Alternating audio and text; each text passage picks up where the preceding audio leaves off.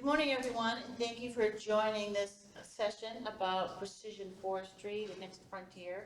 We have some great speakers for you this morning, and we're going to learn a lot. My name is Julie Renaud Evans. I'm a program director with the Northern Forest Center. Thank you for coming. So, LiDAR, digital soil mapping, and even carbon inventory are just a few examples of already familiar tools introduced in the last few decades of forest management, but more is on the way. New technology and artificial intelligence are evolving quickly, presenting new opportunities for foresters, loggers, and other practitioners to improve the way they work in the woods at any scale. Today, our panel will provide an overview of precision forestry and explore how new technology and AI are being used in remote sensing, forest mapping, and other data collection to transform how the forest products industry does business. We'll cover new tools of the trade and introduce you to cutting-edge strategies being developed globally as well as right here in our region. So we have 4 guest speakers today. We have Dr. Tony D'Amato. He's the director of the forestry program and director of research forest at the University of Vermont's Rubenstein School of the Environment and Natural Resources right here in Burlington, Vermont. You might know Don Downey. He is consulting forester and principal of forest metrics in West Thetford, Vermont. And then we have some travelers. Dr. Bastian Vandendaal is a bioengineer in remote sensing at the Northern Hardwoods Research Institute in New Brunswick. And Dr. Eric Lebel is a professor of wood and forest sciences at the University of Laval in Quebec. So please welcome our panel today. And we're going to start with Tony. He's going to give us an early overview of sort of what is precision forestry. Tony is a professor of silviculture and applied forest ecology and director of the forestry program at the University of Vermont. He received his BS in forest ecosystem science from the University of Maine, his MS in forest science from Oregon State University, and his PhD in forest resources from the University of Massachusetts. His research focuses on long-term forest dynamics, disturbance effects on ecosystem structure and function, and silvicultural strategies for conferring adaptation potential within the context of global change, including introduced insects and pathogens. Tony, can you start us off? Thanks, Julie. Thanks, everyone, for being here, especially our panelists, and special thanks to Eric and Bastian for coming down from Quebec and New Brunswick. A lot of you have probably heard of precision forestry or aspects of it, but this is kind of analogous to we were trying to learn from Canada's dominance in hockey for much of the 20th century, how to make the U.S. more competitive. We're going to learn a lot from a region that's already doing a lot of these things on the ground. So hopefully today's session will prove to you that it's not just dreams of the future in terms of what we might be able to do to leverage technologies in the woods, that it's already happening and I think very scalable to here in Vermont and certainly has a lot of opportunity. So with that said, what I'm going to do for this brief introduction is just get us on the same page. What are we talking about when someone uses the term precision forestry? And then just some of the main thrusts that people are excited about in terms of what the applications could be, both here in Vermont, but obviously around the country and around the globe. And so I'll try to get us at least on the same page on what we're discussing here. So what are we talking about? Julie already mentioned it a bit in her introduction. It's a mix of some of the things we've been excited about and some of the things that maybe some of you are concerned about with artificial intelligence, data mining, kind of leveraging large data sets. And so what precision forestry is doing is taking advantage of all these technological leaps and things like LiDAR, remote sensing, drones, both from the ground, from above, as well as these huge leaps in computing power to use things like artificial intelligence, machine learning, to actually improve how we actually implement forest management on the ground. So how do we plan, how do we develop operations, how do we inventory, and how do we do that in ways that really are taking advantage of new technology. So as you'll see through other presentations, we're already doing this in the woods, and we're getting to the point where this is no longer just something that a large ownership that can invest in these technologies can do, similar to what your iPhone can do now in terms of identifying birds or mapping you out in the woods or tracking what you're making for purchasing decisions. All those things can be leveraged towards this type of technology as well. So there's a lot of opportunity. So I'm going to go through just some broad thrusts, and then our presenters after me are going to talk about how this is actually being used or ways it could be used here in Vermont. And so the main application I think many of us are familiar with in terms of leveraging technology that we're already starting to see a bit of, even downloadable from Vermont's GIS data clearinghouses, is that we're now getting quicker and more efficient with using things like LiDAR, as well as other remote sense technologies to inventory and map features. And so what Precision Forestry really is doing is making that routine and making it scalable to where you're working. And so instead of relying on the next statewide flight of an area for LiDAR, you either with a drone or in some cases backpack units or machine mounted units can actually go into areas, collect that data, and rapidly develop very fine scale inventories. So this is an example of every single tree in a 25-acre area mapped with the actual biomass in those trees. And so if we're thinking about making decisions about both volumes to harvest as well as what are the most carbon-friendly or ecologically friendly silvicultural regimes, this quickly gives us some ideas as to what the distribution of volume in that site might be and what we might be able to do. So just one example of that. Likewise, if we have that fine scale variability, so property level and then ownership level understanding of spatial variability and resources, it makes us much more efficient in how we actually plan for biodiversity conservation, harvesting, and other attributes that we might want to be favoring with our management. So as many of you appreciate, a lot of our management now, when we think about either adaptation to climate change or again, meeting biodiversity objectives, is creating or trying to balance that spatial variability in the environment, so protecting rare features or creating different areas of diversity of canopy cover. And so being able to actually have an understanding going into the forest, so this is an example, and again, in the back this might be hard to see, of taking LiDAR-derived canopy height models, translating into fine scale estimates of localized basal area, and then translating that into silvicultural prescriptions to actually, in this case, enhance biodiversity of mushrooms in that forest. We really can start having these site-tailored as well as localized understanding of what's out there, both economically as well as ecologically. Those that have been paying attention to precision forestry, and there's kind of a parallel track in agriculture called precision agriculture, and so there's often a pretty strong commodity emphasis to this.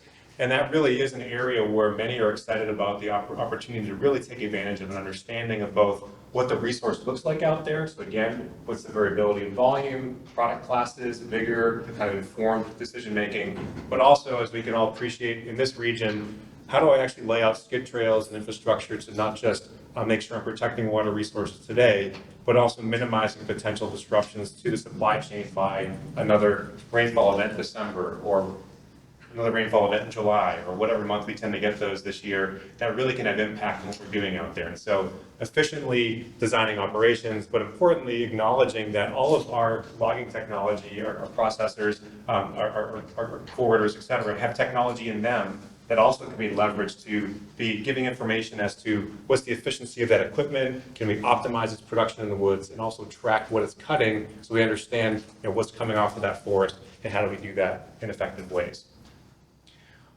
Those of us driving around right now are already doing this a little bit, real-time monitoring of white pine needle disease. Looks like it's going to be a pretty memorable year in that front, and we'll all wait until the state does their surveys and confirm that, which is great. But there's also the opportunity, again, to leverage this technology for real-time monitoring of forest and tree health conditions. And so there's a lot of work going on now with Emerald Ash Borer out west, looking at decline due to drought in some of their national parks where they have these large mature trees they want to make sure are sustained.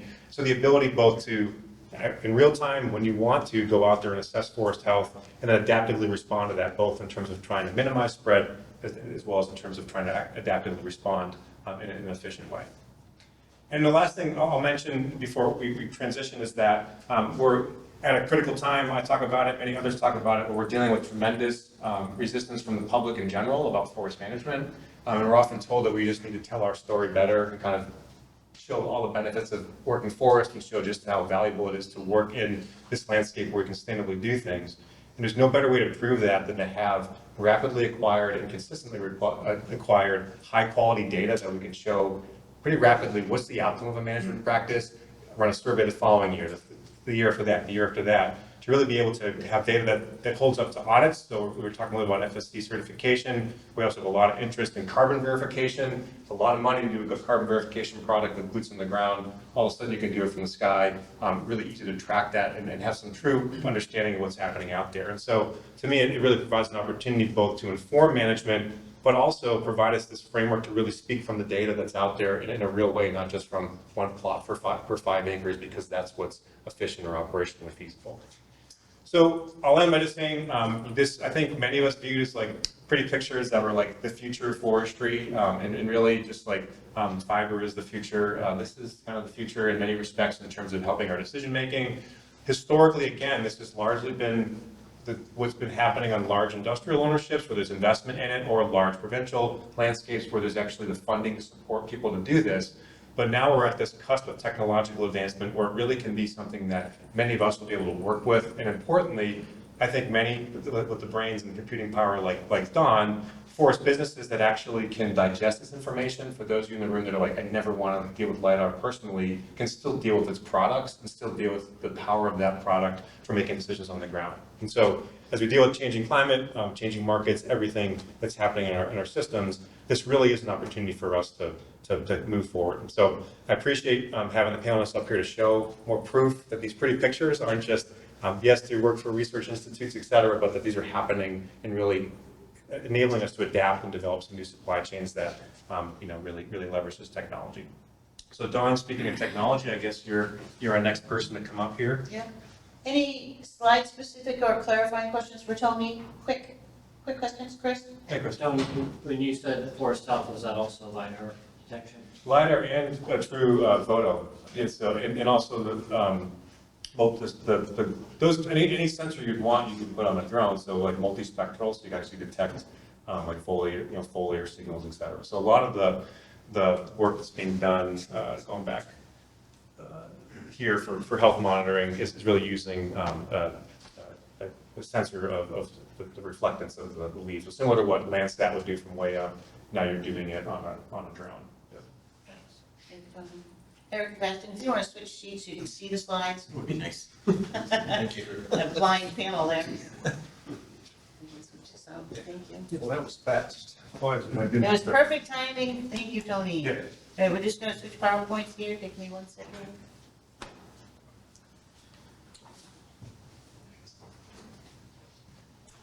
All right. Don is a consulting forester in central Vermont and New Hampshire, and he's the developer of Forest Metrics, a timber inventory and analysis program designed for iPhones and iPads. He is passionate about finding technologies that improve efficiency and accuracy, and regularly uses these products in the office and in the field. Go ahead, Don. Thank Did you do that or did I? I don't know. Let's see if this There we go. technology will work. Okay. So yeah, thank you. My name's Don Downey, Forest Metrics developer about a dozen years ago, and I use it regularly. I'm a consulting forester. My partner and I manage about 30,000 acres, primarily in the Upper Valley, Vermont and New Hampshire, mostly private landowners, anywhere from 25 acres to several thousand. So my passion, as Julie said, is just trying to figure out how to be more efficient, how to exploit technology. I believe the only person on this panel that doesn't have a PhD. I'm like a practitioner, so hopefully some of what I say will get corrected and clarified with the later presenters. But I'm just going to offer kind of how I've been able to actually use this information. Why are we here? Save time. That's it. We don't need to waste any more time talking about it than that, because that would be a waste of time. So available technology, a couple of things that I'm going to talk about. GIS is just kind of, but they're the overriding, platform in which we are doing all this stuff. But there are different levels of accessibility in terms of GIS. I'm not going to spend a lot of time talking about that. LiDAR, this is something that I'm going to be focusing a lot on, how I'm actually using LiDAR imagery, small scale drone applications, data collection analysis, that's kind of the forest metrics side of things, handheld LiDAR, and AI, not in terms of the machine learning that others are talking about as far as analyzing data sets, but some other applications that I found helpful. So the easiest way for me to illustrate this is just to simply talk you through a workflow, okay? This is basically using LiDAR data to inform topography and tree canopy characteristics, height, density, etc.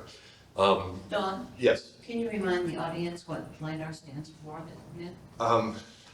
Light Thank you so imaging much. detection and reflectance? Ranging, thank you. See, I just I use didn't it. think it was on the spot. Well, thanks. Because the Can we hear idea, that again, though? We heard the discussion, but we didn't hear LiDAR is. Light detection and ranging. Light detection and ranging. light detection and ranging, okay.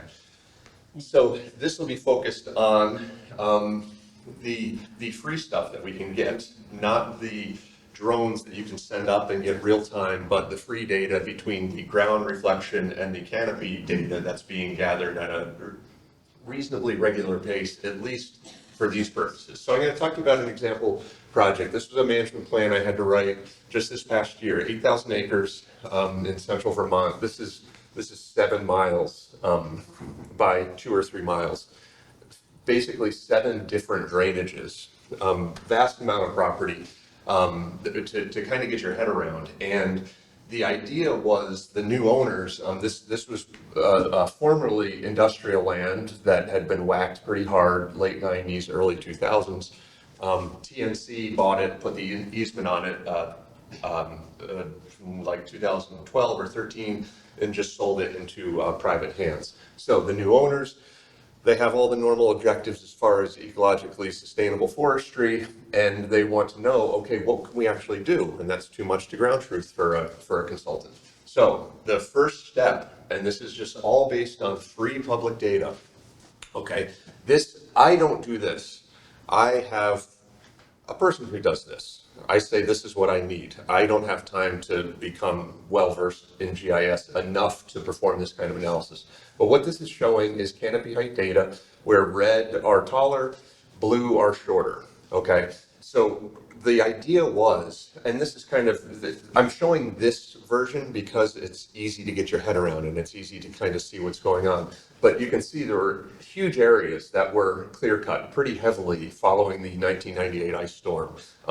Areas above 2,500 feet in elevation. This is a ridge here that's about 3,300 feet in elevation. So they did a lot of cutting above 2,500. They did clear cuts larger than 25 acres. I mean, there were some patches in here that were like 100 acres. And however, you can still see, of course, in the less accessible areas, the steep drainages, that's where all the big trees still are, okay? So you can really see exactly how they managed it based on the topography. The idea was we didn't want to burn a whole bunch of time. We don't need 80 plots in a 20-year-old stand of 4-inch yellow birch, okay? Wanted to be strategic about getting these people the most accurate information and estimates.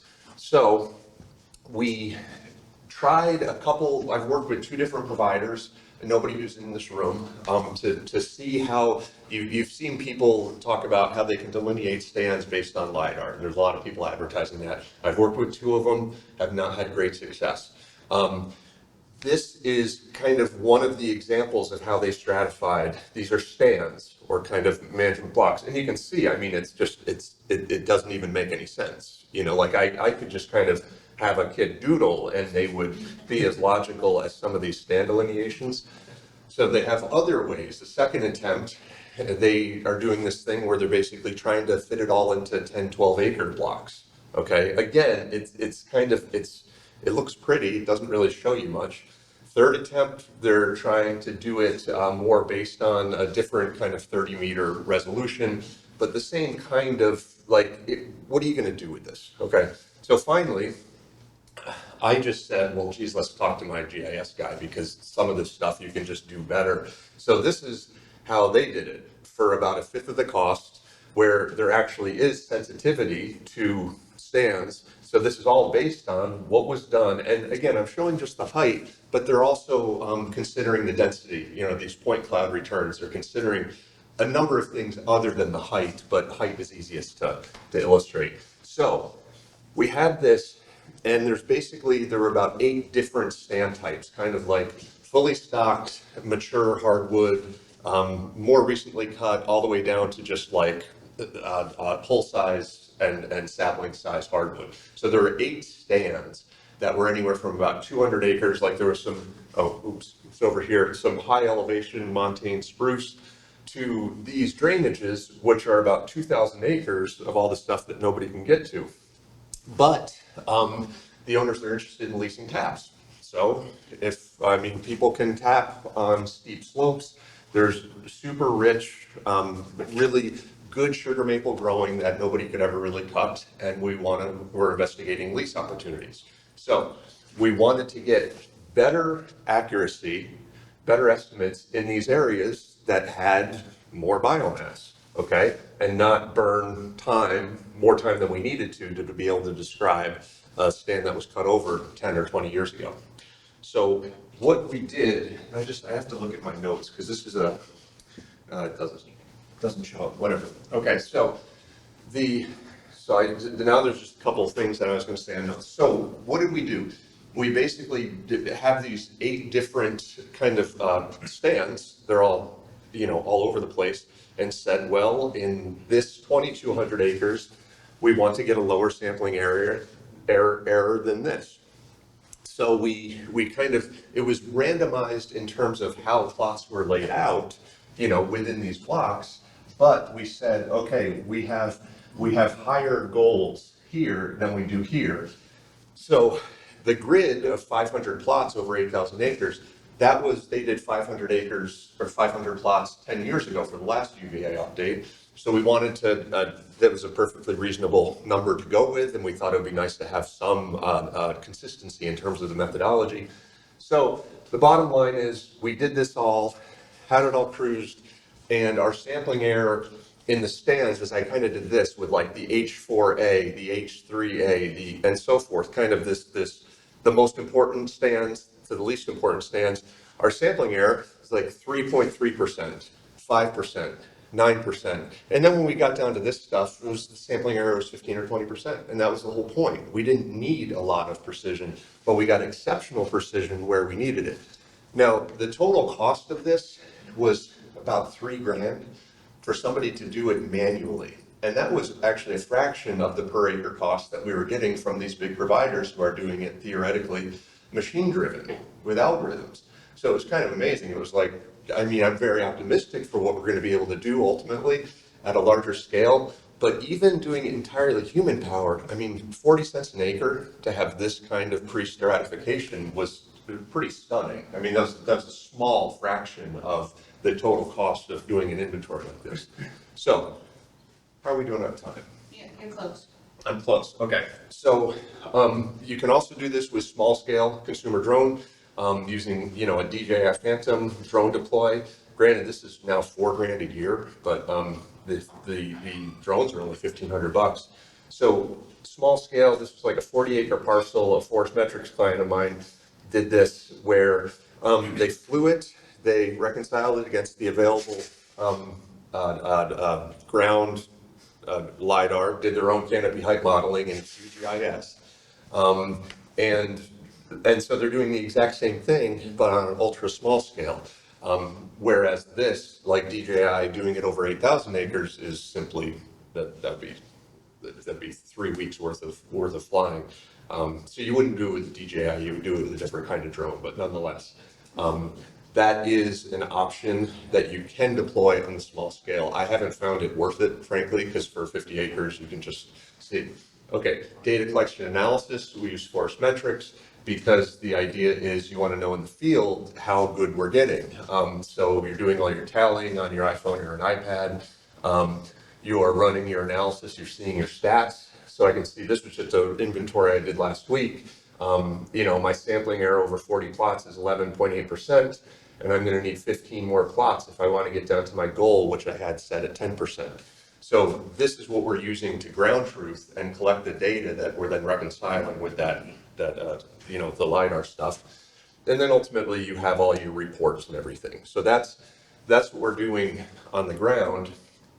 Now, the other thing that I've played with independently of that whole other project is point-based LiDAR, where you're walking around with a handheld. This here is a GeoSlam. You can't see the big battery that's hanging on my other arm. And it's, $30,000 piece of hardware.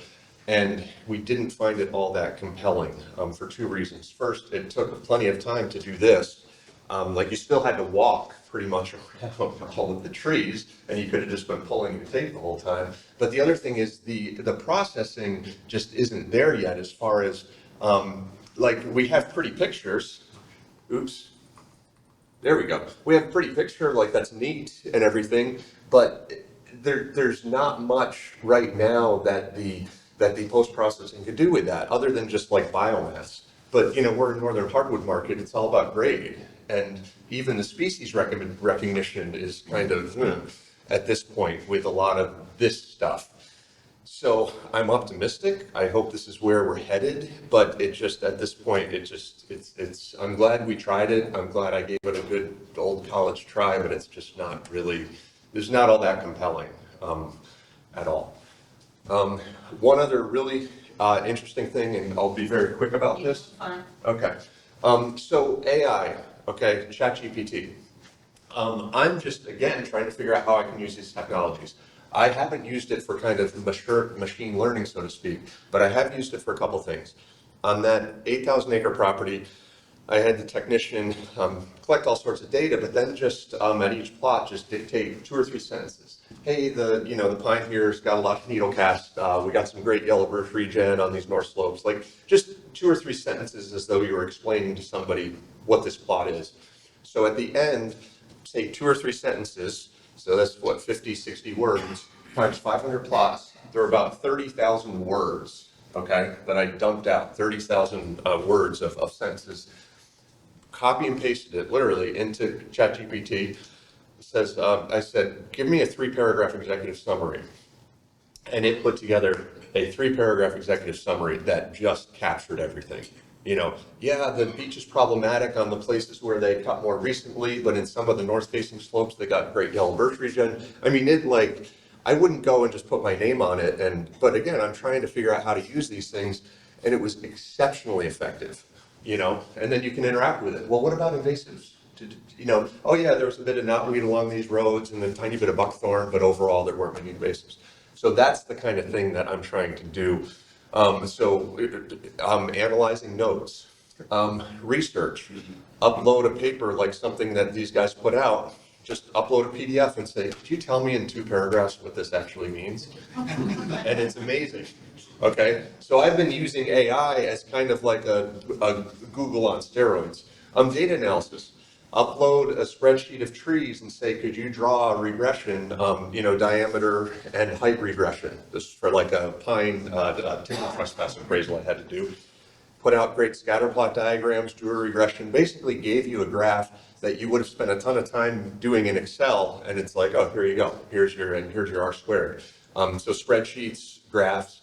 And then lastly, I say Google. I'm using it more when you have some more nuanced question that you want to Google, but it's too nuanced for Google to handle. Interacting with ChatGPT to really kind of drill down into things like how is beech leaf disease changing the regeneration dynamics in southern Connecticut? And you can't really Google that, but with AI, you can start to kind of drill in and have those more nuanced conversations. Excellent. That's it. Thank you very much, John. You're welcome.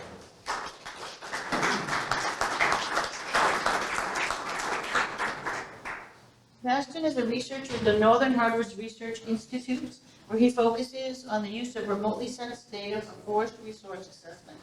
He holds a master's degree in bioengineering from the University of Liège in Belgium with a specialization in forest and natural area management, and he recently completed his PhD at the University of Sherbrooke on the development of methods for the use of mobile and UAV laser scanning in forest inventories. Passionate about forestry and new digital technologies, Bastian aims to improve forest resource management through his professional interests. Bastian, thank you for being here. Thank you very much for the introduction. Really glad to be there, and really good talks.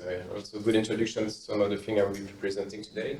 So I'm a researcher at the Northern Hardwood Research Institute, and in our institute we're using a lot of digitization of the forest product value chain, and so I want to show today some new opportunities we get for forest remote sensing through the use of high density LiDAR.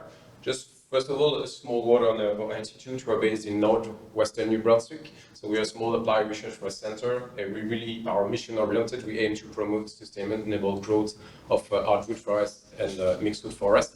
And so the reason I'm doing a speech today about digitalization is because we really want to use this new technology, to leverage this new technology to improve the way we manage our forest, to better understand the impact of the silviculture systems, and also conserve biodiversity, but also to mitigate the impact we get on the environment. And so we're really investigating new types of technology during the last few years in order to do that. And so few technologies. So as you know, we've been talking a lot about technology here at different levels. So we had a speech from Dawn at the really tactical level using an airborne LiDAR to give you some information. There are really different scales that we can use all of this technology: satellite imagery, airborne LiDAR, airborne photogrammetry, imagery. But today I really want to focus on technology that can give you information really at the tree level, going to the stand to the tree level, and being more really at the operational level of forest inventory. So because we see that we kind of have a gap so far when it comes to really give information at the tree level of the tree list. And so we see really two interesting technology for the future here. The first one is airborne LiDAR. And so we introduced it before. The idea of LiDAR is that it's a technology that shows light pulsation on a forest. And so you worked after that with a 3D point cloud of a forest area. So in this case, it's a colorized 3D point cloud because you can just merge it with images. And so we see this new technology are really evolving fast. I've been working with it since maybe 10 years now, and the evolution of the sensor is incredible. Now we can get different type of sensor that you can put on various type of UAV. The thing is, it's becoming nature to get the data and to process. And I have a point cloud like this, like shows Dawn and Tony. What is complex is to process this data. So I want to show you a bit where we are right now, what are the challenge we have with this technology, because there's still a lot of challenges. It's really something like a glimpse in the future. But ideally, with this technology, we get so much data on the stands here. We're talking about 1,000 to 4,000 points per square meter, sometimes even more, depending on what you acquired. And so that's a huge data to handle. But ideally, we want to get to this tree level. And for each one of these individual trees, we really want to get to dendrometric attributes for the trees that are in the stands, and being able to extract various types of attributes for each of the single tree. So the idea would be to use this technology in the future to really get precise information at the stand level.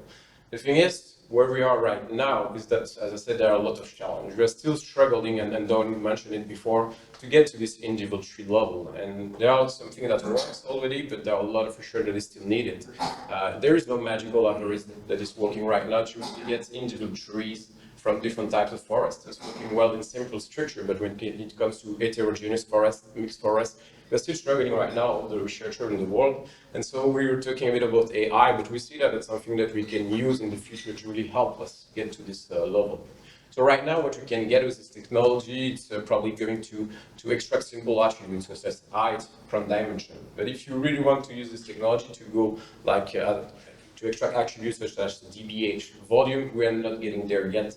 And so studies here around the world can get, like, for example, if you want to extract direct measurement of dBH in certain type of forest, you can get to 8 centimeters error compared to manual measurement. So this is an interesting tool, but it's more probably for the operational. For the inventory side, there's still a lot of things we can improve. And so they give you just an idea of this technology, what we can do with it, where we are struggling right now. So there's still a lot of ongoing research about it, but it's already a promising tool to get at the stand level. And if we really want to go and extract... Sorry, what is dBH? The diameter of the best light. Okay. Yeah, the diameter. And so if you really want to get to dBH, for example, or the type of more complex attributes, we are investigating, and don't talk about it, another type of technology that is the mobile laser scanning. And so this technology is evolving fast also. There have been a lot of progress during the last 5 to 6 years. We're at the point now when you can collect data on the ground using this technology. It's not that practical, depending on which type of forest you work with. But the idea with this technology, you can go on the ground and get information at a highly level of detail, a lot of details on your forest plots. And so if you process this data here, you can really see that you can extract different type of attributes from it, looking at the stem, but also the branches. And totally agree with Dawn on that. The thing is, it's one thing to get a tree point cloud, it's another thing also to extract information from it. And a bit like what you can have with UV LiDAR data, we get now this type of insane level of detail we can get with this technology. We can collect data from the plot level in 10 to 15 minutes to hectares in like 40 minutes. So you walk in forest.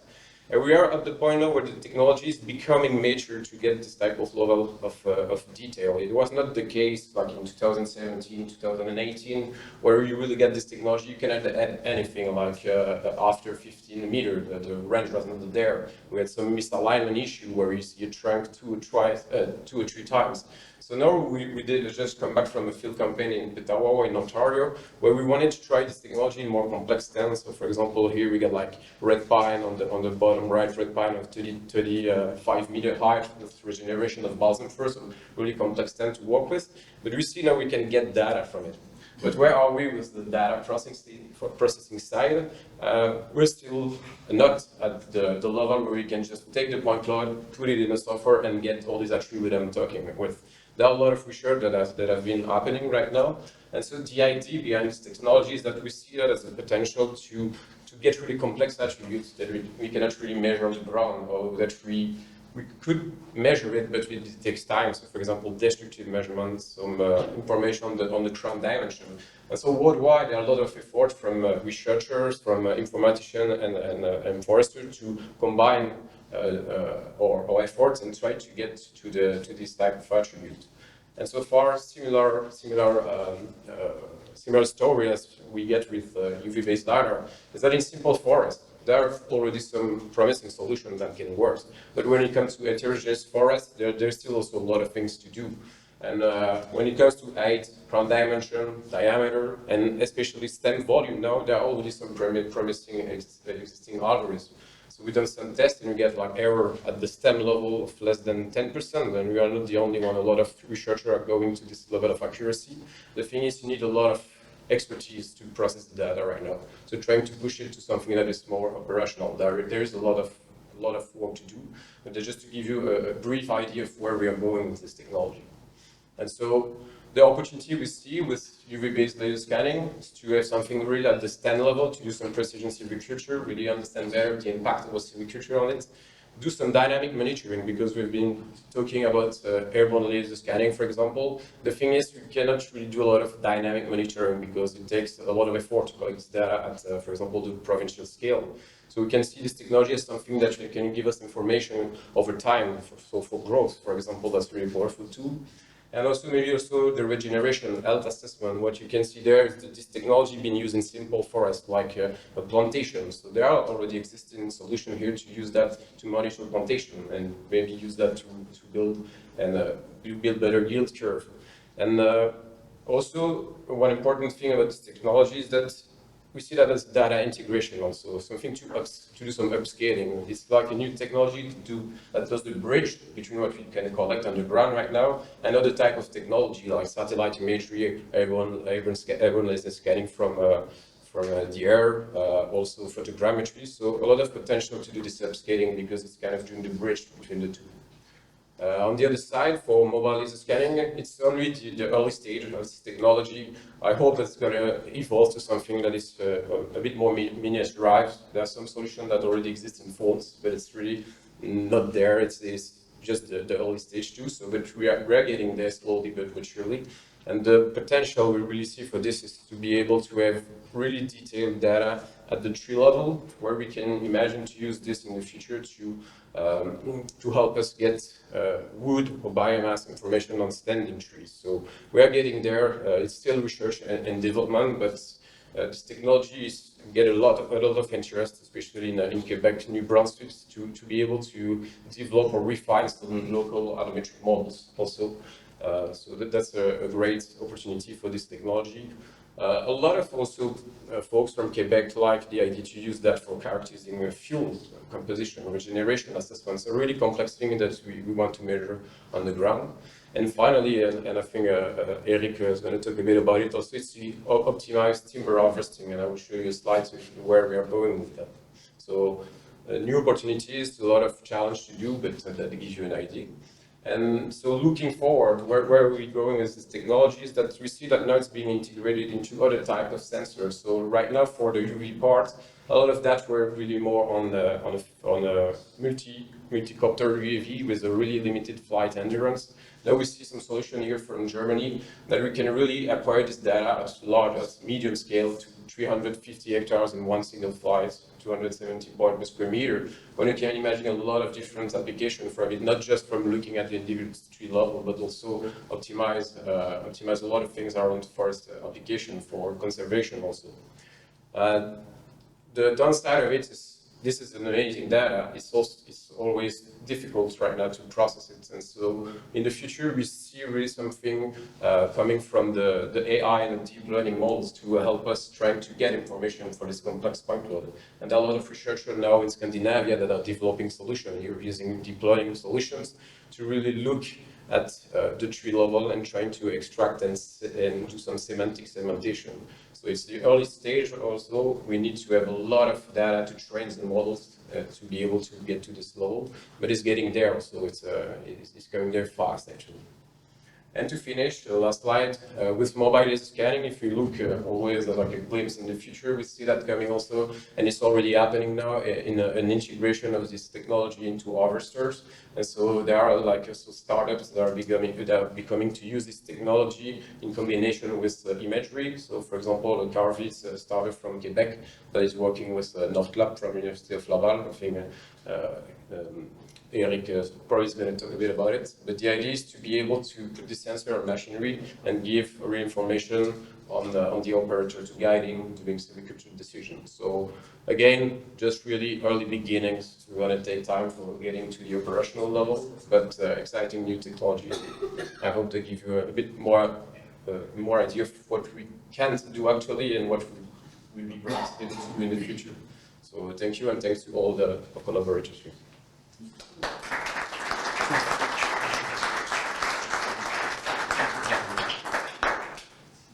Eric received his Bachelor of Science in Forestry degree from the University of Moncton and was subsequently selected for a 6-month professional internship in Belgium to carry out research in the areas of forestry operations. Upon his return to Canada, he obtained a master's degree in forest engineering and a doctorate in forestry at the University of New Brunswick. From September 2014 to 2019, he was an assistant professor in forest operations at the Technical University of Munich in Germany. And since November of 19, Eric has been an associate professor in digital forest operations at Laval University, where he pursues his passion and research for low-impact forest operations. Thank you for being here, Eric. Thank you, Julie. Morning, everyone. So I'll piggyback on what Bastien talked about, but now we're really going to go into operational scale and look at what's going on in terms of harvester development. So about 75–80% of the wood harvested in Quebec is with short wood operations, meaning tango of single grip harvester and a full wood. So it's a different type of presentation than I'm used to. I'll have a 30–40 second mini course on bucking 101 because maybe you're more accustomed to full tree or tree length operations, but I do want to sprinkle in some results that I've accumulated from Germany, and then a short conclusion. We've come a long way. So this is a coring shortwood feller forwarder. Back in the 70s, 80s, this machine was used throughout Canada. That's when Canada was still the king of newspaper production in the world. We lost that title a long time ago to Brazil. Imagine being inside this machine. So ergonomics, basically nil. You're almost inside a little prison. But what I tell my students is that if you think a harvester is impressive, well, 50 years ago we had a machine that could harvest, it could process the wood and transport it all in one.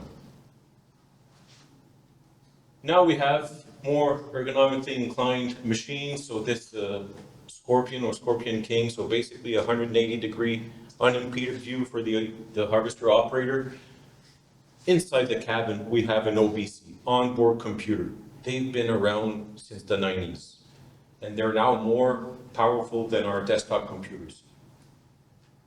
So what's going on? How come we can't use these outputs from the computer to their full potential compared to Finland, Sweden?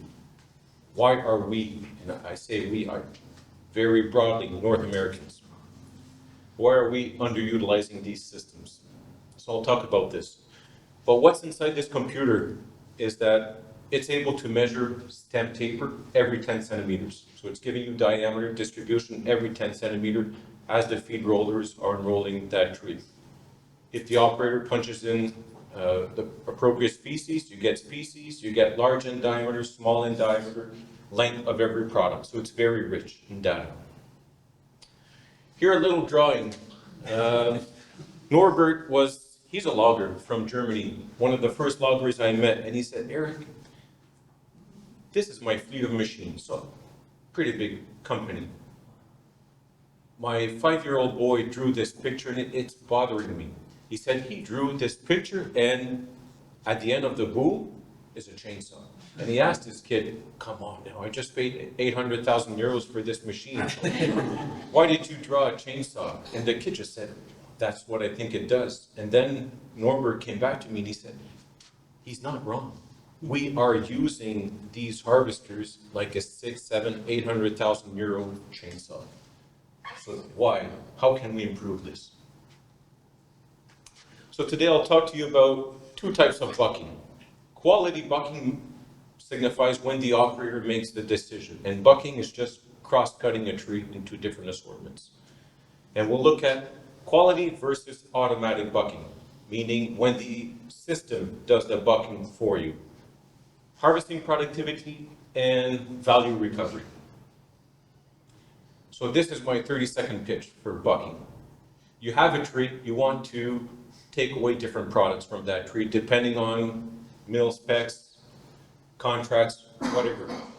So saw log, top saw log if you can get 3. Very good for you. Pulpwood, only the last third of your tree. The sequence of this, the types of products can be derived by the operator, meaning quality bucking. The operator says, I'm going to do a 12-footer, and then I need to go to a pallet wood, whatever is more common here. So you can have your hotkeys pre-programmed and the operator decides. Or you let the computer decide based on a price matrix. Those are only your 2 options. So we'll talk about what's going on here with the right and left. As the boom's going out towards a tree, when you're harvesting with a harvester, the operator will tag species. The head will capture that tree, it will fell it, and then in the first couple of meters, as the feed rollers are being activated, the system is learning. It's learning this curve, meaning actual measurements for the first 2 meters. And then it's going to say, okay, based on the taper I just looked at or just noticed, I'm going to go into a bank of 180 trees of the same species I have in my computer and look at what are the 8 nearest neighbor trees, if you will, which have similar taper. Going to take a taper function, and this will be applied for the rest of the tree. This is an iterative process, meaning if the system finds out it's out of whack as it goes through. I thought the stem taper would be X, and it's Y. It's going to go back into the same database and find new trees. You have no clue if the system is activated or if the operator is making a decision. It's not stopping the machine to rethink. This is milliseconds operation. So now we're leaving Vermont, going about 6,000 kilometers eastbound, bring you to Germany, right smack in the middle of Germany, and look at, I know these are metrics, but about 22-25 acre cut block, 540 something meters cubed per hectare. I don't know what that comes to US, but this is a high yield stem. We have none of this on the east coast of Canada. Gray are boxes or plots where the operator decided what to do with those trees. So the system was off, and then on means that the onboard computer was activated and the onboard computer made the decisions. So brand new machine, Ponce Bear, one of the largest harvesters ever built. And now I was telling you about a price list, and I put it in quotation here because those are not really prices. I could put 1 and 6 million here. It doesn't matter. What matters is that you have sufficient spread between your assortments so that the algorithm can make a decision to improve value. So what was maximum for us were large diameter sawlogs. Those were set at 100%. I'm presenting percentages here this morning because I don't have the permission from the Bavarian State Forest to show their actual prices. But now it's all in relative terms. Everyone has seen likely a productivity function. Size of the tree is your x-axis, and here is your productivity on the y. So as you increase size, that machine is more productive. What you see in red is when the operator made the decisions, as opposed to green when the computer made the decisions. Those two curves are separated. From small material, those are huge trees, 3-4 cubic meter per tree. And that doesn't work. That spread is maintained throughout the entire spectrum of tree size. It's about a 20% increase in productivity when the system is activated. The government funded this project. They couldn't care less about productivity. What they wanted was revenue. What's going on with our revenue? So now, value recovery. A lot of information. I just want to focus here on the difference. The difference meaning, what is the gain of activating the onboard computer as opposed to letting the operator decide? Net gain of 4 euros per cubic meter. So I think the euro's a bit stronger now than the US. So this might be 450. What's it costing you? Nothing. All these onboard computers have room for price matrices. It's just a matter of importing the price matrix. Let the computer do the work for you when you do bucking in trees that have strong apical dominance, meaning what? Conifers. Okay? This system has no use in hardwoods. I'm working on another project to try to improve our prediction and model in hardwoods. So this was a spruce stand, $4 US roughly per cubic. You might say $4, that's not much. It's a lot, right? So the Bavarian state, they harvest about 16 million cubic meters of spruce per year, 16 times 4. And what's nice is the offset. Offset is $0 that it's costing you. Where are we going is the last picture that, or the last video that Bastien mentioned or showed you guys. How to use AI to help the operator and the onboard computer make even better decisions. That's where we're lacking. The onboard computer only looks at taper. It has no clue on where's the fork coming from, what is the quality of that tree, and quality has a huge impact on value, especially if we look at hardwoods. So that last video that Bastien showed you is my postdoc student looking at how can we use cabin-mounted LiDAR to help the system make even better decisions, to look at tree geometry. That's what's nice with an operator. He or she can see in 2-3 meters, 8 feet, I'm going to have a problem at that place. I need to buck before. The system has no clue. It will tell you to do a different assortment that might not make sense. So you always need to alternate. Onboard computer versus an override saying, sorry, doesn't make sense. From what I'm seeing, I can only extract an 8-foot log and then I can go back to the onboard computer for the rest of the tree. You can always alternate between the two types. This is it. Thank you very much for your attention.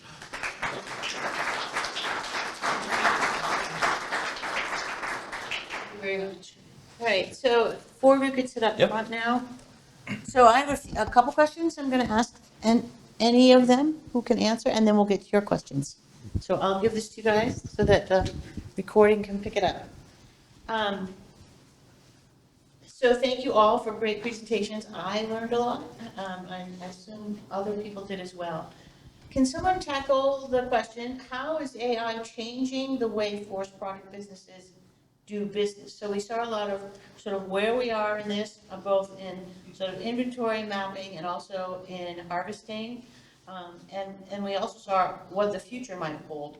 What are we seeing actually on the ground with businesses around the globe? You have some experience in both Germany and Canada, et cetera, but anybody want to tackle that? What are we seeing for actual business changes? Yeah, for sure.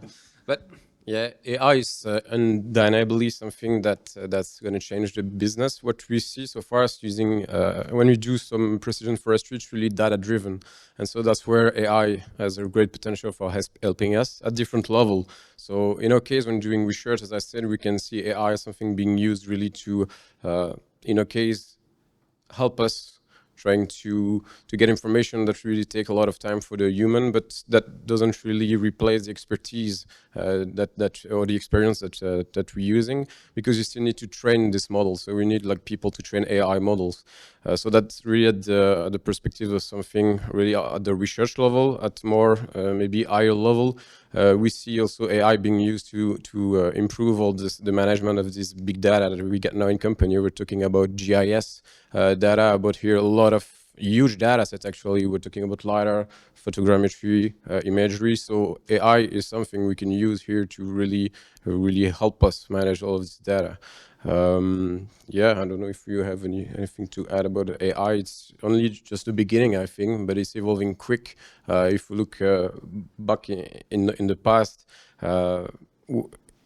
from our perspective, we cannot really figure out something how to do to really extract, for example, in a case, some complex metrics from a forest stands, and looking at this famous individual tree level I was talking about. But now we see really researchers all across the world trying to push this AI machine, trying to help us. So we train these models manually, we do some labeling manually, but then we hope that we're using deep learning frameworks, the model can train himself and really help us optimize the way we are processing this data.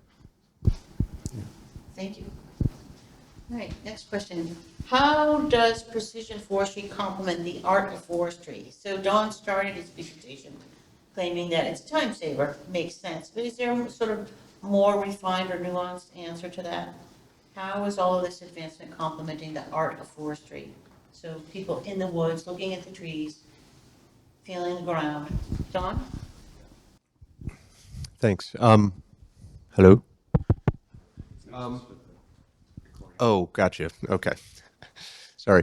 So the one thing that it's doing for me is that oftentimes, you can only see so many acres of a parcel, and having more confidence in terms of what is existing there. For instance, you're going out to mark a stand and, you get into the first couple acres and you say, geez, that could be the nicest pine I'm going to see all day. That might be 1 in 50 of these trees. Like having a better understanding, having better context without having to see everything, being able to better predict what you're getting into. We're just finding that that element worth it alone. Just being able to kind of have that information in advance and to know if what you're seeing is consistent, if what you're seeing is an outlier. It's just simply strictly from a management standpoint. We have found, so it's supplementing, it's enhancing the art, because it's allowing you to have more floating around up here, more, so you're able to make better decisions and not just kind of second guessing yourself as much. So it's more information to have in the algorithm. All right. When we think about climate change or shifting markets, how are different technologies and data being used to inform strategies? Anybody have any examples of that? Could you repeat that, Yes. please? How is technology and data being used to inform strategies around climate change or shifting markets? I mean, I think sort of operability might be part of that. Yeah, I think just the rapidity, you can get high quality data fast, and I think whether it's monitoring impacts over time or also being able to respond rapidly or proactively. So we talked a little about operations and efficient road layout. I think all of us think that LiDAR was created for trees, and actually what they really want is the ground. And so one of the best products you can get from LiDAR, as many of you appreciate, are really detailed topographic models that really would enhance and sometimes are embarrassing to look at where you did put roads when you finally put that level of data down. So I think there's opportunities there. And then I mentioned it already, but also the markets that have come in relation to climate change, the accuracy you need for carbon inventory to be part of a carbon market. If you're a carbon developer, this might be a threat to your job, or the number of people you employ. But ultimately, being able to use this technology to do carbon inventories, is really going to be, because Beshan's right. I mean, biomass is probably the one thing that we can do okay at a research scale, and so being able to do that and track it and monitor, following a disturbance, what's coming back on those areas. I think there's a lot there, and because the changes are so fast, and can't wait for another inventory or even, to be honest, the yearly aerial survey. Having the ability to do that quickly with this data, and then leveraging the technology of AI to truly synthesize is important. But I do still think we need the human in the equation, but it really is helping give us that decision support that is maybe narrowing it down to more options. So.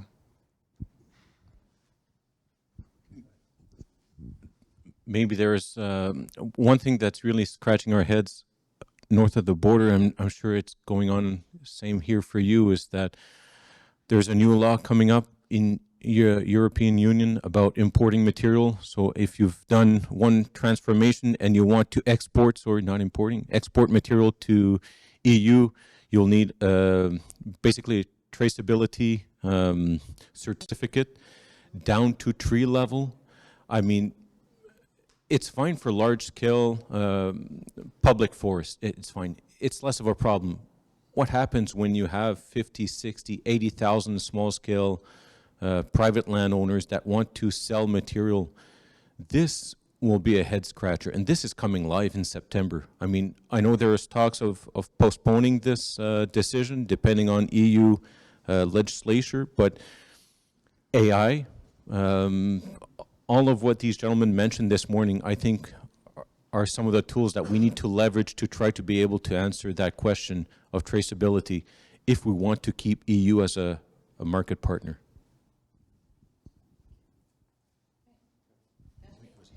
Yeah, maybe if I can add something about climate change also. A lot of questions we get now, especially in our institute in New Brunswick, is what kind of species is gonna be resilient? What kind of species we need to we'll be able to perjure with climate change? So we still are trying to use this technology to do prediction in the future. And we were talking a lot about LiDAR technology, but there are also other technology from satellite, for example, Sentinel, PlanetScope, that give you imagery at 3-meter resolution using PlanetScope, 10-meter resolution with Sentinel, and a really high revisit time. So you can get this imagery really, some of them on a daily basis. And so we see also this new technology, Precision Forestry, being used to accumulate all of this data and making prediction. And also look back, what was the impact of silviculture on this type of species, or can we use this data to help us make a better decision also for what is coming with climate change. And we know some of the species will have really a difficulty here to adapt. So I think also there is an important thing to do with all this data here, is to use them to predict and use this after that to do a better decision. All right, how about questions from the audience? Chris? I guess a clarification, maybe you could give a definition and an example of AI, machine learning, and then I think you used deep what was the term? Deep learning, deep something. Yeah. Which I've also heard the term, but I guess in this context it'd be great to know.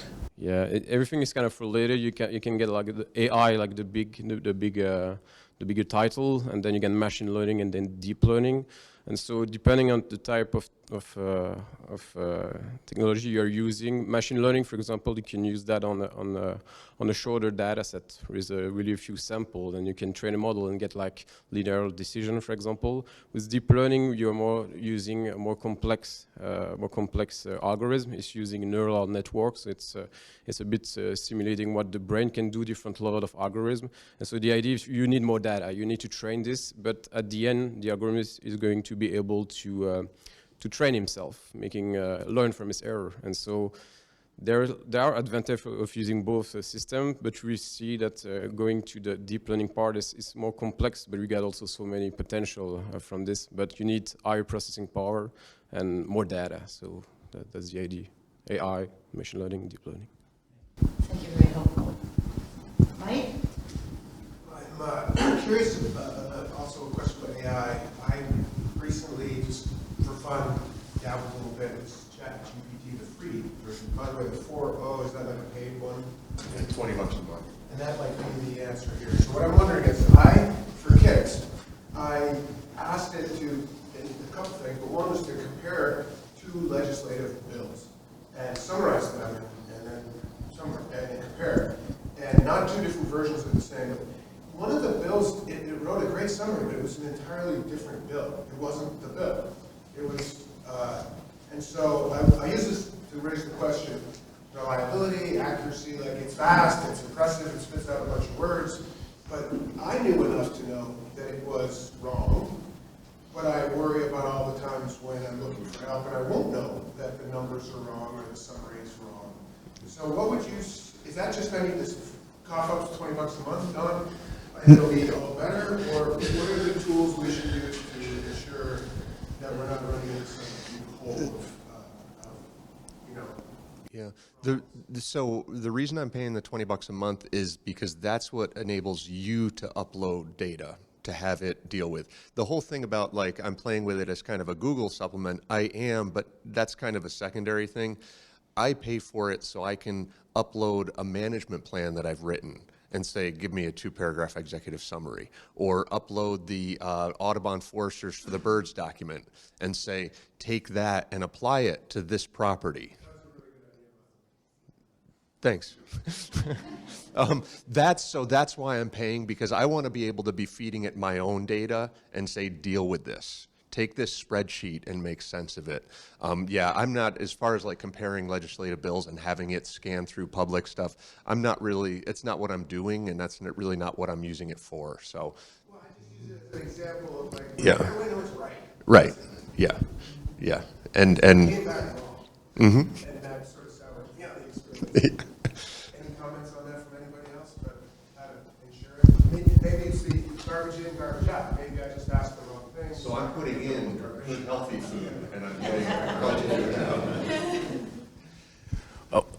We're in the business of forming HQPs, right? Highly qualified people at university. And one of my students, 2-3 weeks ago, brought in a proposal, 20-pager. Been working with this particular student for 11 months. So I know how this person writes. And I'm reading through this, and some sections I can definitely notice, noticeable improvements. So, not just writing style, but the complexity and the structure. So I asked the student to come in, and I blatantly asked this person, did you write this? Yes. Okay. Here you have, picking on Tony, it wasn't Tony, D'Amato 2014 said this. I know this researcher. They never studied this topic. Where is this material coming from? ChatGPT. So I'm and I'm an academic, but I'm very wary about these chatbots. There's a lot of brain power at Université Laval and other universities trying to understand how can we let our students use this in a smart way. And I'm on the fence, honestly. And I'm digital forest operations.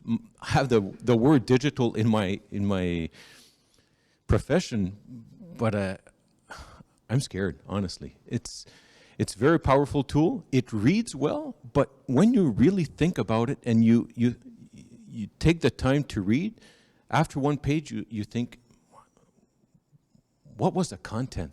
A bunch of nice words meshed together, zero content. That's my experience. Joe, I think you were next. Yeah, Don and Bastian, I took from your presentations the sense that there's some interesting possibility in remote sensing, LiDAR, things like that, but we're not quite there yet. Don, if I understood right, the human did a better job, with those GIS maps. And you tried out the ground-based LiDAR and thought, that was interesting, but not worth 30 grand in equipment.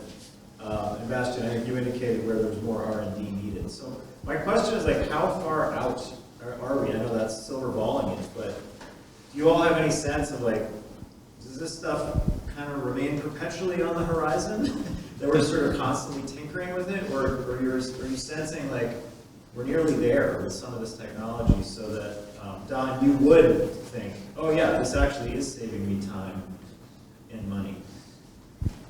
Yeah, there are a lot of aspects to this question. So it's always difficult to predict what's going to happen in the future. But if we really look back, for example, speaking first of mobile LiDAR, because you mentioned it, we are getting at the point where we got now maybe 20, 25 years of research around the terrestrial laser scanning technology, which first is a technology that you can also put on the ground. You put on a tripod, you need to put targets in the ground, you need to align everything semi-automatically, and then get to this attribute I presented. So now it's kind of moving to something that is mobile. It's only the beginning, but we see, so what it's doing for the future is that the technology is becoming more accessible to people because they just now push on a button and collect data. We see people all around the world that never really play with this technology before that now are using it and feeding this data. And so what we see is that there are more collaboration also that comes between researchers, foresters, informatic people. And so this is kind of a multidisciplinary field that is coming out of this type of technology being used in forestry. And so this is moving really fast compared to what was before, but we are using what was developed during these last 20 years of research from terrestrial laser technology and trying to transfer it to this new technology that is more easy to use, more accessible. The accuracy is not exactly what we have with terrestrial, for example, technology, but we are getting there slowly but surely. And I think we need to see that as something that we need to improve resources now to develop these algorithms because the technology is evolving really faster than the way we can process it. There is still a big gap between these two. And so we need to invest now in people, in brains to try to process this data because when the technology will be ready and we get that on our phones, if we are still behind in trying to process this data, we're not going to follow. But here, where we are right now, that's what I'm trying to present here, is becoming major to acquire the data, pre-process it. It's nearly automatic now. But when it comes to extract these complex attributes, you need to have some knowledge on coding, on using different type of algorithms. So we're still not something operational. In 5 years, maybe because there are already some commercial folks that are really developing data. So a lot from Asia so far. So like LiDAR 360, you put your data and you can get attributes, but it's a box. So you put on a few buttons. If your result is not great, what can we do? You need to get out of this. So it's evolving fast, but yeah, maybe a couple of years till we get something more practical, such as, I don't know, Pix4D or Metashape for photogrammetry. Yeah, and real briefly, as far as how soon it'll get there, I have no idea. But the one frustration is that what I'm looking for is a device that can simply measure a tree from 30 feet away, which seems eminently simple, but everybody's just kind of going to the extreme as far as, okay, we're going to do all this fancy stuff, when in fact all I need is, I just want to be able to measure trees more efficiently. But everybody's ignoring that very simple need. Thank you. I'm going to try to bring this here back to Vermont. I've been in Sweden, been in France, Germany, and Austria observing forest operations in jungles all over the globe. Same thing. But the issue is about sustainability and viability. As a timber harvester, 800,000 US is a lot to invest with a brain. And we are the most diversified forest type of the 47 forest types in North America in the northern hardwood forest type. And I can tell you that having hand-felled for 40 years of my 56 years and mechanized for 16, the best return on investment has been tree by tree, making decisions about bucking. If you want to extract value out of each stem is far superior to mechanized. You're close, you can see bird peck, you can see defects that a machine can't see. So how does a logger with a chainsaw and a skidder justify let's call it $1.5 million or $2 million with insurance fuel, interest, depreciation, maintenance justify this sort of this approach to a forest when we've got terrain and wetlands and sensitive areas and range. It's really interesting from an academic point of view, but my laboratory, my academic is the side of a mountain trying to extract value in a sustainable and a viable way. And this is fascinating, but for Vermonters trying to make a living in the woods, I find it interesting, but hard to swallow. Thank you, Jed. I think that goes back to Tony's introductory point about scale, right? So there's going to be application for many technologies on large land ownerships, large companies, et cetera. Very different than our Vermont landscape, our Vermont businesses. Is there any wisdom on the panel? I'll speak to the wood side, and then if you have a comment on the operations side. But I appreciate what you're saying, but I think it's a mix of technologies. One is the processing on the head, you know, but a lot of it is like, how do you describe the woods better to make you be more efficient with that chainsaw, so that you're in areas where that volume makes sense to be working in or not, that you're laying out roads in ways that are built to last. And so it is just taking what we've done historically with a DBH tape, maybe taking slope or reading an old terrain map and really bringing that rich data set to bear to be more efficient and try to be more adaptive over time. And so I think I fully agree on the value side with hardwoods. We're not there yet, or at least maybe we were getting there, but I think a lot of it is just making better prescriptions, or the person that told you to cut those trees, or the forester that marked those trees, was doing it a lot more information in hand to make the silviculture make more sense, both for the site but also for the operator out there. So I think it does work across many ownerships, but at least from the forest planning and implementation side.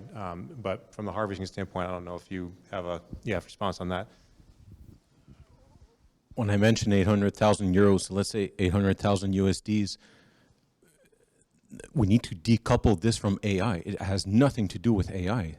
All harvesters are coming out with onboard computers, whether you like it or not. I mean, when you buy a single grip, that's what you're getting. 95% of the wood in Ontario, Quebec, New Brunswick, Nova Scotia is felled with machines. I mean, it's very hard for us to fathom going back. To lower this percentage to what? Meaning we need to do manual operations. Everyone that has a chainsaw in New Brunswick, and there are very few, all have white hair, and it's very hard to attract people to do this work. It's very demanding. Fully agree with you for the hardwoods. That's why we're scratching our heads, because you need to see the material, not just from one side like an operator does. Normally you need to walk around that tree to make an informed decision. But I just wanted to make that nuance of 800,000 buys you the machine. It has nothing to do with what Bastien is mentioning here. It's just the systems are already embedded in those machines. I know we're running over, but Chris, did you have a question? No. Charlie, maybe it was your hand in the back. One last question by Charlie. Quick question on data availability. Right now I can hop on VCGI real quick, pull a LiDAR, bear earth photo down, get it into my map. I'm out in the field. Probably for Don or Tony, we think about the LiDAR vegetative data around tree height and biomass density or volume. Is any of that available right now in VCGI? And if so, is it a scale that can be applied to what we do in the field every day, or is that something we need to actually fly it with a different drone to get a different scale of data? Yeah, so you saw Don was presenting the canopy height data, so that does exist for the state. Processing that to biomass or some of those, that's more of a kind of secondary analysis that's not off the shelf. And so I think some of what we're talking about, and even like where are we on the cusp of this, at least point fingers at academic institutions. Most of us that work in the forest sciences are not experts in data science, machine learning, technology. I mean, there's certainly some crossovers, people like Bastien and others, but so what we're seeing are people like graduating from MIT that are really excited about the technology. They want to get into using drones to assess these, tree level biomass, but they don't have quite the forestry background. And so what we need is more of that partnership between the folks that really know how to do some of the things we're talking about and are well versed in it, then those of us that have more of the experience too. Is that really a realistic value, or what would be usable on the landscape? And so we're not there with like off-the-shelf products, and even some of what Don showed you is an example of that, where you're taking an off-the-shelf product and trying to apply it. But there are at least canopy height models, and I would say more and more people are getting into the drone-based acquisition side of things. So there could be, again, it would be proprietary, but opportunities for that high-resolution point cloud that would get you what you need for tree-level crown dimensions, biomass, et cetera. You took canopy height off of VCGI? Ask my GIS. Okay. But there is a statewide canopy height model. Actually, Jarlath O'Neill Dunn, the Spatial Analysis Lab, flew that, so that you could get that. No problem. I'll follow up with you after I have more to share. So I think Tony is not here for the afternoon. You are both here for the afternoon. Don has a booth. So many thanks to our panel.